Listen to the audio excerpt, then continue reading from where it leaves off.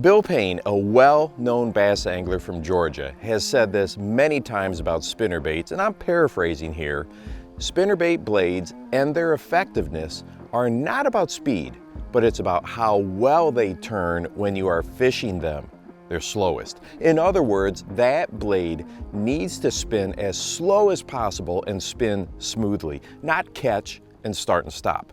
Now think about how many times you have fished this spinnerbait and how many times you have reeled it in as slow as you could.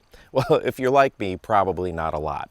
Of course, I have fished them slow, but we're talking about as slow as you can while keeping the blade going, not giving the lure a jump start by lifting up on it or giving it a quick snap, but a slow roll. When we watch this big Colorado blade on this spinnerbait crawling across the bottom, we get a sense of what Bill is talking about.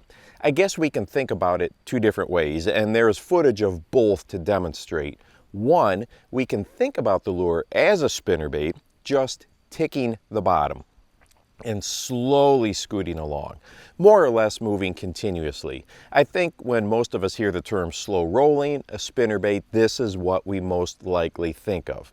And a blade that turns freely on that swivel without getting caught is very important in this retrieve. Now, the second way I think we can visualize this spinnerbait is to think of it a lot like a jig, but with the added attraction and flash of the blade. In other words, we can drag it along and present it like we would a jig or a traditional bladed jig, but instead we are using a spinnerbait. And as you can see, the blade on this lure turns and rotates with the smallest and slowest of movements. When you are grabbing a spinnerbait out of your tackle collection, give the blade a little push like Bill does and just see how slowly it will rotate and continue to rotate. Add this slow retrieve to your spinnerbait bag of tricks, and I think you are going to realize how much more versatile this lure is than maybe we often give it credit for.